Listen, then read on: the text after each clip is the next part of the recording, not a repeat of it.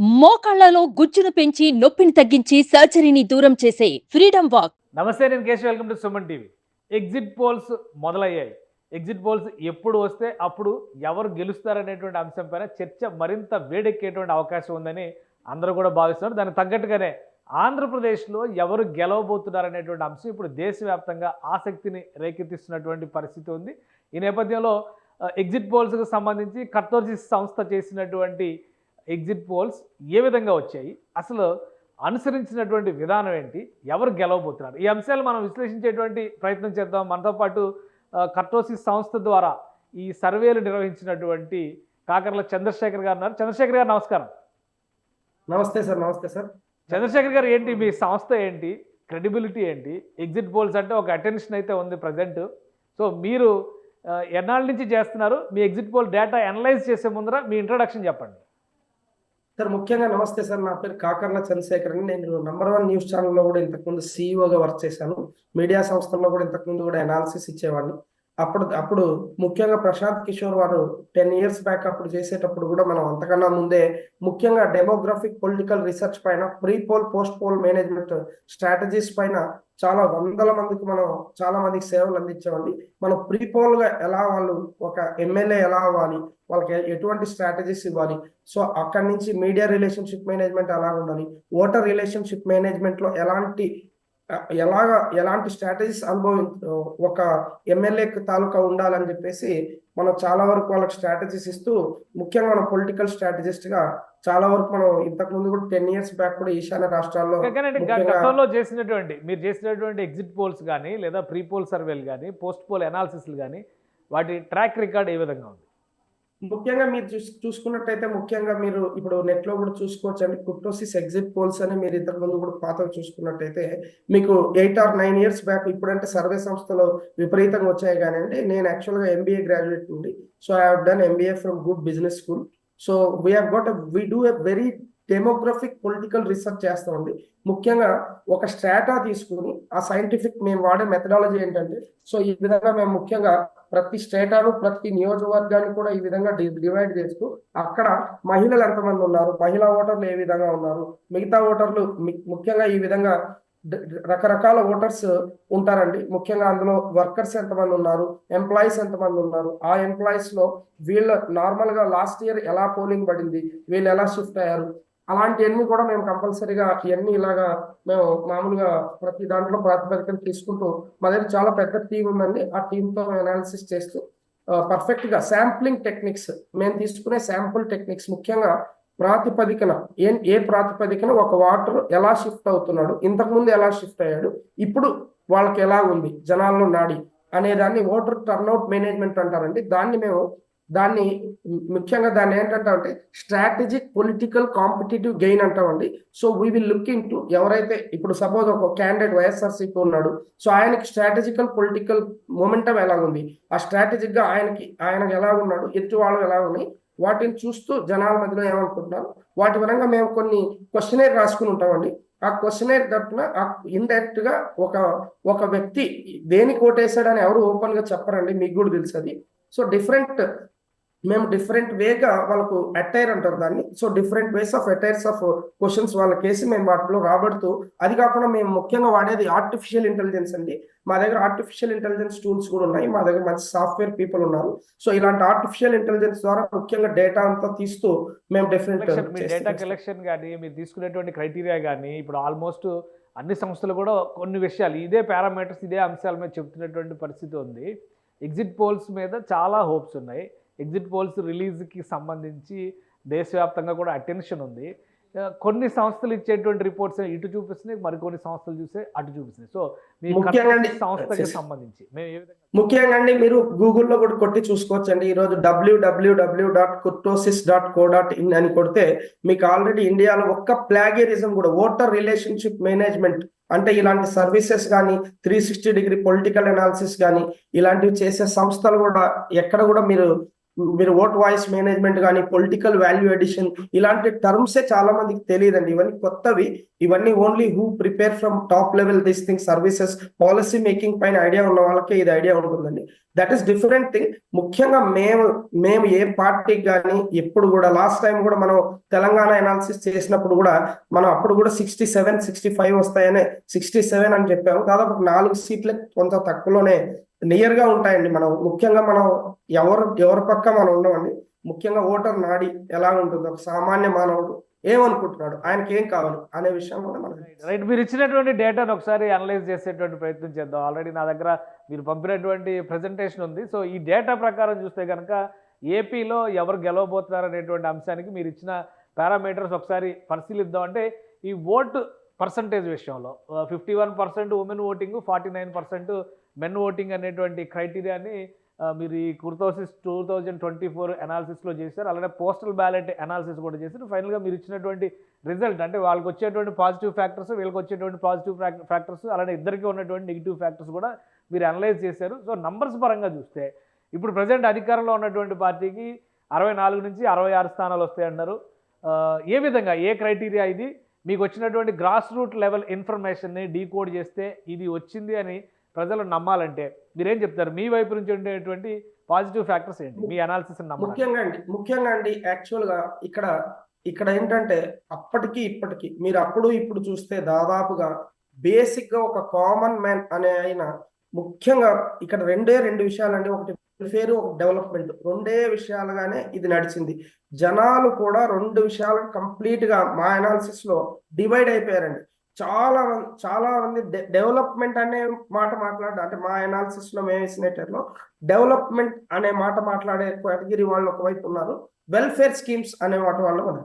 Welfare దగ్గరకు వచ్చాడంటే compulsory Jaganmohan Reddy గారు ముఖ్యంగా తన యొక్క స్ట్రాంగ్ వాలంటీర్ సిస్టమ్ ద్వారా ఖచ్చితంగా అందులో ఏ డౌట్ లేదండి, మంచిగా రూరల్ సెగ్మెంట్ లో జగన్మోహన్ రెడ్డి గారికి ప్రతి చోట ఉంది. కానీ ఇక్కడ ముఖ్యంగా ఓవర్వెల్మింగ్ ఫ్యాక్టర్ ఏంటంటే అండి, ఎక్కడ చూసినా జగన్ గారే, Jagan and volunteer, no one is there in between.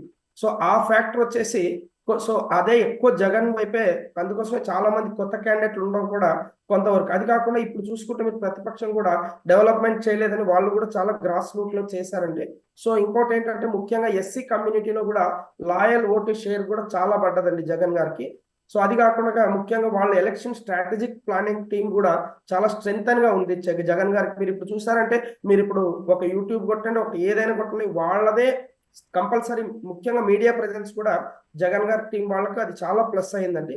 కానీ అది జనాల నాడిలో మరి ఎలా ఉంది అంటే, ఒక్కొక్క చోట ముఖ్యంగా కొత్త వాళ్ళు ఉండటం, కొత్త క్యాండిడేట్స్, చాలా మంది న్యూ క్యాండిడేట్స్ ఉండటం, వాళ్ళకి ఎక్స్పీరియన్స్ లేకపోవటం, ఇలాంటివన్నీ కొంచెం ఇదేయండి. అది కాకుండా ముఖ్యంగా ఇక్కడ పవన్ కళ్యాణ్, ముఖ్యంగా మీకు ఒక్కటి విశదీకరించుకున్నానండి. పవన్ కళ్యాణ్ విషయానికి వస్తే, పవన్ కళ్యాణ్ ఆ 2 స్టేట్స్ తప్పితే ముఖ్యంగా పవన్ కళ్యాణ్ గారు జనసేన పార్టీని ఈసారి నిలదొక్కడానికి ఏం చేయారు, to stand in the market ఏం చేయాలి అనేసి వాళ్ళ స్ట్రాటజీతో వాళ్ళు మాట్లాడుకున్న ఆ 2 జిల్లాలకు మట్టుకే పరిమితం అయిందండి.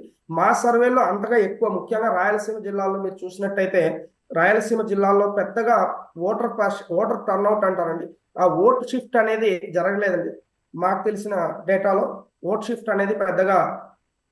షిఫ్ట్ పెద్దగా జనసేన నుంచి వేరే చోట లేదు. కానీ అక్కడ మీరు అన్నట్టుగా ముఖ్యంగా తూర్పుగోదావరి కానీ పశ్చిమ గోదావరి జిల్లాలో కానీ అక్కడ ఒక మంచి ప్రామాణికమైన జనసేన చూపించడానికి అవకాశం. గ్రాస్ రూట్ లెవెల్లో మీరు ఇచ్చినటువంటి ఫ్యాక్టర్స్, గ్రాస్ రూట్ లెవెల్లో ఒకవేళ వైసీపీకి ఫేవర్గా ఉంటాయి. నంబర్స్ విషయంలో మీరు ఇచ్చినటువంటి 64, 66 అనేది వైసీపీకి ఎక్స్పెక్ట్ చేసేంత నంబర్ అయితే కాదని అనిపిస్తుంది. ఇంకోటి, కేవలం పవన్ కళ్యాణ్ ఫ్యాక్టర్ మాత్రమే కూటమికి ప్లస్ అయింది అనుకోవాలా? ఇటు తెలుగుదేశం పార్టీ నియర్లీ 100 రీచ్ అవుతుందంటే 98కి వస్తుంది అనేటువంటి లెక్క చూపించారు. జనసేన పార్టీ 10 సీట్లు గెలుస్తున్నారు, బీజేపీ 2 సీట్ల వరకు గెలిచేటువంటి ఛాన్సెస్ ఉన్నాయని చెప్పని అంటున్నారు. సో వీళ్ళకి కూటమికి కలిసి వచ్చేటువంటి అంశం 3 పార్టీలు కలవడం ఒక్కటేనా?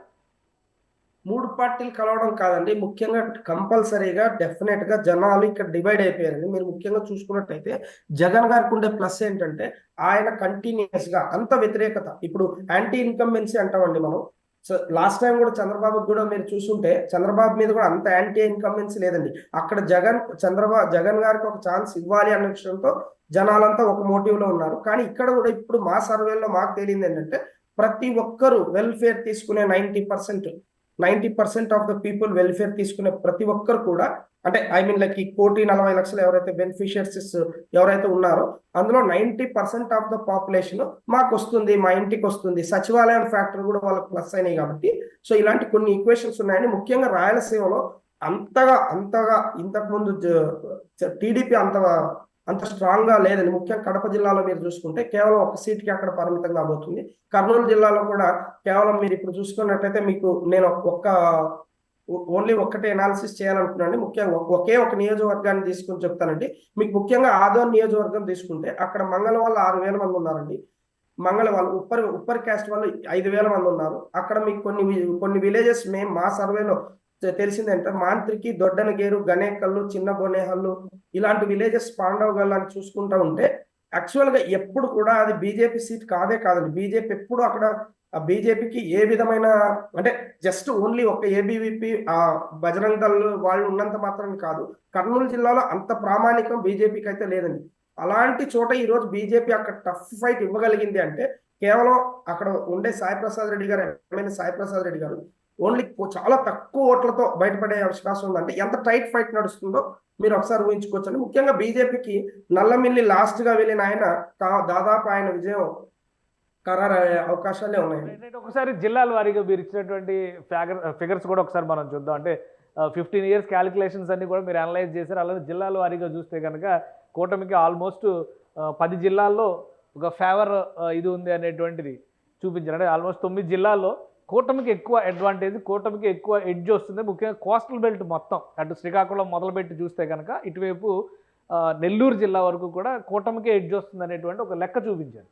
సో ఇది ఎంతవరకు ప్రాక్టికల్గా ఇది ఎంతవరకు సాధ్యమయ్యేటువంటి అంశం అవుతుంది? ఎందుకంటే ఈ జిల్లాల్లో కొన్ని జిల్లాలు, ముఖ్యంగా నెల్లూరు జిల్లా కావచ్చు, అలానే విజయనగరం జిల్లా కావచ్చు, ఇవన్నీ కూడా లాస్ట్ ఎలక్షన్స్లో క్లీన్ స్వీప్ అయిపోయినటువంటి జిల్లాలు, అలాగే బ్యాక్వర్డ్ డిస్ట్రిక్ట్స్. సో మీరు చెప్పినటువంటి ఫ్యాక్టర్స్ పాజిటివ్గా వైఎస్ఆర్సీపీకి ఉంటే బ్యాక్వర్డ్ డిస్ట్రిక్ట్స్లో అది అడ్వాంటేజ్ కావాలి, కానీ ఎందుకు కూటమి రివైవ్ అయినటువంటి పరిస్థితి ఉంది? అక్కడ ముఖ్యంగా మీరు చూసినట్టయితే ఇక్కడ ముఖ్యంగా నేను దానికన్నా ముందు మీ దగ్గర ఒక్క విషయం చెప్పాలనుకున్నాను సార్. ఇక్కడ రాయలసీమలో మీరు చూసుకున్నట్టయితే మనం ఇచ్చిన ఫిగర్స్, కడపలో మనం 9 టీడీపీ, 9 వైఎస్ఆర్సీపీ, 1 కడప అని ఇచ్చాము. అది కూడా మీకు తెలిసి ప్రొద్దుటూరు నియోజకవర్గం కొంచెం ఎడ్జ్గా కనిపిస్తుంది.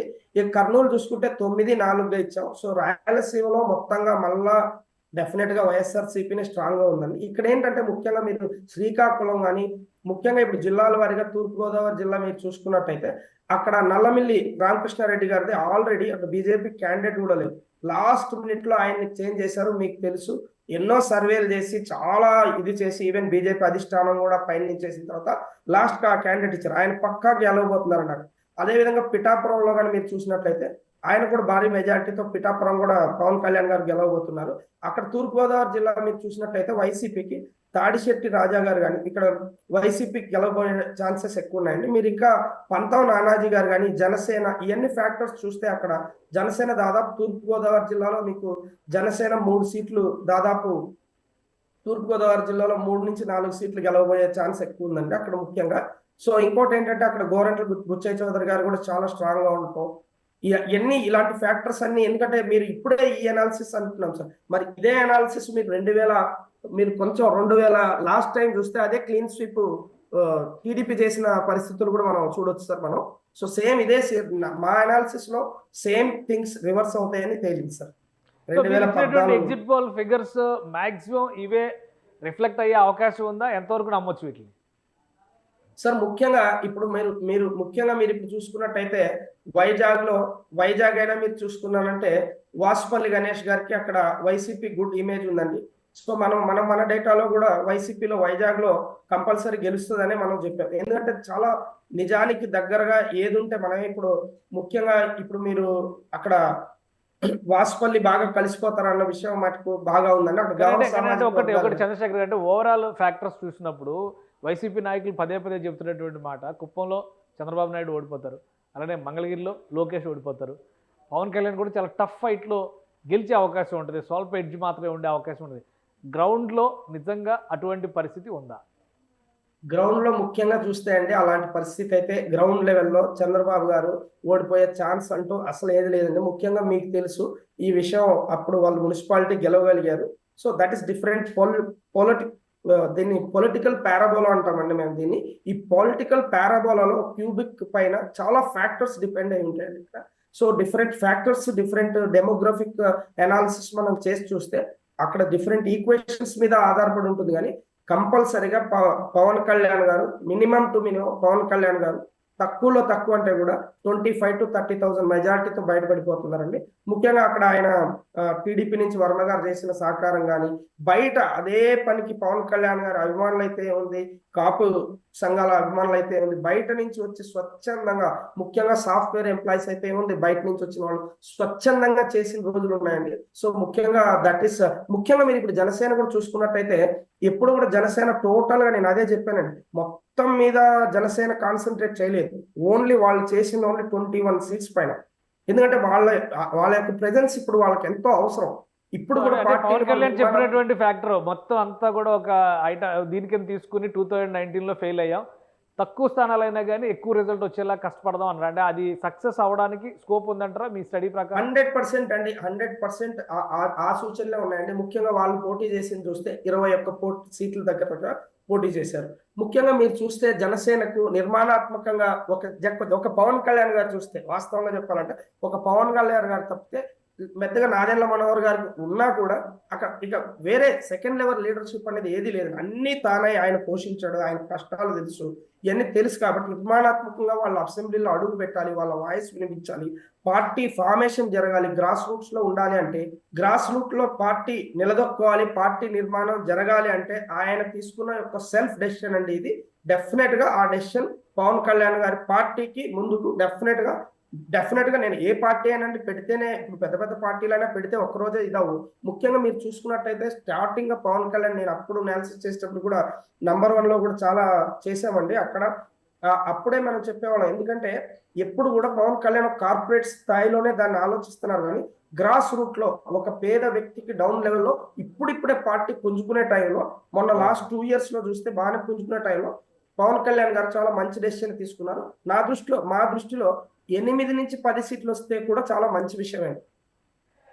పవన్ కళ్యాణ్ తర్వాత మీరు చెప్పిన లెక్క ప్రకారం నంబర్ 2 నాదెండ్ల మనోహర్ గారు. ఆయన పరిస్థితి ఏంటి? ఎందుకంటే మీరు ఇచ్చినటువంటి నంబర్స్లో ఇక్కడ క్లియర్గా కనిపిస్తుంది, గుంటూరు జిల్లాకి సంబంధించి 0 పెట్టారు. జనసేన పార్టీ కాలంలో 0 పెట్టారు. అసలు బీజేపీని ఎగ్జాంపుల్ చేశారు. సరే ఓకే, ఆ లిస్టు మీరు ఎందుకు అలా ఇచ్చారనేది మీరే ఎక్స్ప్లెయిన్ చేయాలి. సో గుంటూరు జిల్లాలో 0 పెట్టారు. నాదెండ్ల మనోహర్ గారి పరిస్థితి ఏంటి? సార్, గుంటూరు జిల్లాలో నాదెండ్ల మనోహర్ గారిది ఏంటంటే అక్కడ చాలా టఫ్ ఫైట్ నడుస్తుందండి. అక్కడ క్యాండిడేట్ కూడా మీకు తెలుసు. ఆ ఉదయం ఆ గొడవ జరిగిన తర్వాత కొంతవరకు అయిన మాట అయితే విషయమే, అందరికీ విదితమండి. కొంచెం టఫ్ ఫైట్ అయితే అక్కడ నడుస్తుంది. కాబట్టి ఉన్న సీట్లు ఏదైతే పర్ఫెక్ట్ మనకు వచ్చిన అనాలిసిస్ లో పర్ఫెక్ట్ ఉన్న ఎడ్జ్ అన్ని మనం రాయలేదండి అక్కడ. ఇప్పుడు ఎడ్జ్ అన్ని రాస్తూ అదంతా రాయాలంటే ఆ పీపీటీలో అవ్వదు. కాబట్టి ఏదైతే మాక్సిమం ఛాన్సెస్ ఉన్నాయని దాన్ని రఫ్ గా పెట్టేస్తాం. రైట్. కుప్పంలో చంద్రబాబు గురించి, మంగళగిరిలో లోకేష్ గారి గురించి ఏం చెప్తారు? ఫైనల్ కన్క్లూజన్ మీరు. సార్, ముఖ్యంగా కుప్పంలో, మంగళగిరిలో లోకేష్ గారు 100% గా, ముఖ్యంగా ఇప్పుడు అక్కడ కాండ్రు లావణ్య గారిని, పద్మశాలి వర్గానికి సంబంధించిన నేతను వాళ్ళు లాస్ట్ గా తెచ్చారు. దాన్ని బట్టే మనకు అర్థమవుతుంది ఎంత క్యాండిడేట్స్ ని వాళ్ళు చేంజ్ చేశారు. ఎందుకంటే జగన్ గారికి కూడా మంచి స్ట్రాటజిక్ టీం ఉందండి. ఎన్నోసార్లు అనాలిసిస్ చేస్తారు ఒక క్యాండిడేట్ ని పెట్టి. ఎంతమంది క్యాండిడేట్లు లాస్ట్ వరకు ఎలా మారారో మనం అందరూ చూసాం. సో ఎన్ని చేసినా అక్కడ ఆల్రెడీ పీపుల్, ఎందుకంటే దాదాపు 30 ఏళ్ళు టీడీపీ చరిత్రలోనే, దాదాపు 40 ఏళ్ళు అయింది టీడీపీ నాకు తెలిసి, అక్కడ ఎప్పుడు గెలవలేదండి ఆ ప్రాంతంలో, దాదాపు ఎప్పుడు గెలవలేదు. కాబట్టి సో ఒక ఛాన్స్ అనేది డెఫినెట్ గా ఆయన ఛాలెంజింగ్ గా తీసుకున్నారు. అది కాక స్వచ్ఛందంగా కార్యక్రమాలు చేయటం, ఆయన సపరేట్ లోకేష్ గారు తన పోలింగ్ టీమ్ ని పర్ఫెక్ట్ గా చేసుకుని ఫస్ట్ నుంచి కాన్సన్ట్రేట్ చేశారు. లాస్ట్ టైం కాకుండా ఓవర్ గా ఆయన వెళ్ళిపోకుండా 30 రోజులు ఆయన లాస్ట్ గా ఉండి అక్కడ ఉండి ప్రతి ముఖ్యంగా అపార్ట్మెంట్ వాసులతో మీటింగ్లు పెట్టడం అయితే ఏముంది, వార్డు ప్రత్యక్షంగా ఆయన తిరగడం అయితే ఏముంది, ఎక్కడ ప్లస్ ఉంది ఎక్కడ మైనస్ ఉంది, ఆయన సొంతంగా కష్టపడ్డారు. కాబట్టి అక్కడ ముఖ్యంగా ఆల్మోస్ట్ 20,000 25,000 ప్లస్ మెజారిటీతో గెలిచే ఛాన్స్ లేదు. లోకేష్ అక్కడ 25,000 మెజారిటీతో గెలవడానికి అవకాశం 20-25. కుప్పంలో పరిస్థితి ఏంటి మరి? కుప్పంలో కూడా చంద్రబాబు గారికి అంటే మన ఎనాలిసిస్ మనం చెప్తామండి. ఇట్స్ నాట్ లైక్ మనకేం ఇక్కడేం పర్సనల్స్ ఏమి ఉండవు. కుప్పంలో కూడా చంద్రబాబు మంచి మెజారిటీతోనే గెలవబోతున్నారు. సో డెఫినెట్ గా అక్కడ వాళ్ళు కూడా టఫ్ ఫైట్ ఇచ్చారని మనం చెప్పొచ్చు. బట్ కుప్పంలో కూడా చంద్రబాబు గారు మంచి మెజారిటీతోనే గెలవబోతున్నారు సార్. అంటే ఇంకొకటి కీలకమైంది, రాయలసీమలో వైసీపీ పట్టు ఉందని మీరు తేల్చి చెప్పేశారు. కడప పరిస్థితి ఏంటి? షర్మిల గారు బరిలో ఉన్నారు కదా, మీ ఎగ్జిట్ పోల్స్లో వచ్చినటువంటి అనాలిసిస్ ఏంటి? సార్ ముఖ్యంగా షర్మిల గారి విషయంలో మనం చూసుకున్నట్లయితే డెఫినెట్ గా లోక్సభకు కొన్ని ఓట్లు అయితే కంపల్సరిగా కాంగ్రెస్ మనం ముఖ్యంగా మీరు ఇప్పుడు ఒక్క నిమిషం సార్, ఇక్కడ మనకు కడప జిల్లా ఎనాలిసిస్ మేము తీసుకుంటే కడప జిల్లాలో మనకు వచ్చిన ఇన్పుట్ ఏంటంటే కడప జిల్లాలో దాదాపు ప్రతి చోట కూడా ప్రతి నియోజకవర్గంలో కూడా కొంతవరకు కాంగ్రెస్ కి ఓటింగ్ వాళ్ళకు లాయల్ గా ఉన్న వాళ్ళు పడ్డమాట విషయమేనండి. That is clear cut analysis. But ఏది ఏమైనా వాళ్ళు పోటీ పడేంత ఓట్ల శాతం అయితే ఉండకపోవచ్చు అండి. కడపలో కాంగ్రెస్ ఖాతా తెరిచే అవకాశం అయితే లేదు. రైట్. ఫైనల్గా మీ నంబర్స్ ఇదేనా? ఇంకా రిజల్ట్ యాక్యురేట్ రిజల్ట్స్లో కూడా జూన్ 4వ తారీఖున రాబోయేటువంటి కౌంటింగ్లో కూడా ఇవి రిఫ్లెక్ట్ అవుతాయని మీరు కాన్ఫిడెంట్గా ఉన్నారా? సార్ డెఫినెట్ గా సార్, ఎందుకంటే చాలా సార్లు మనం ఎప్పుడు కూడా ఉన్నది వాస్తవంగానే whatever is there as per the people analysis, people నాడి మేము చాలా వరకు ప్రతి డెమోగ్రఫికల్ పొలిటికల్ మూమెంట్ అనే యూస్ చేస్తాం. లోకల్ ఫ్యాక్టర్స్ మీదే మాకు ఎక్కువ ఇది ఉంటుందండి. రైట్. థ్యాంక్ యూ చంద్రశేఖర్ గారు, మీ అభిప్రాయాలు తెలియజేసినందుకు. ఇది కుర్తోసిస్ సంస్థ నిర్వహించినటువంటి ఎగ్జిట్ పోల్లో ఎన్డీఏ కూటమి తరపున తెలుగుదేశం పార్టీ అధికారం ఫామ్ చేసేటువంటి అవకాశాలు ఆంధ్రప్రదేశ్లో ఎక్కువగా ఉన్నాయని చెప్తున్నారు. అలానే టఫ్ ఫైట్ ఉన్నటువంటి నియోజకవర్గాల సంఖ్య కూడా కన్సిడరబుల్గా బాగానే ఉంది అంటున్నారు. ఫైనల్ రిజల్ట్ కూడా తాము వేసినటువంటి అంచనాకి +2 నుంచి 4 వరకు వేరియేషన్ రావచ్చు. కానీ మ్యాక్సిమం తెలంగాణ ఎలక్షన్స్లో ఎలా అయితే తమ ఫలితం సక్సెస్ అయిందో ఇక్కడ కూడా సక్సెస్ అవుతుందనేటువంటి ధీమాన్ని చంద్రశేఖర్ వ్యక్తం చేస్తున్నారు. ఇది special discussion. Keep watching. Suman టీవీలో మీ పర్సనల్ అండ్ బిజినెస్ ప్రమోషన్స్ కోసం కింది నెంబర్కి కాంటాక్ట్ చేయండి.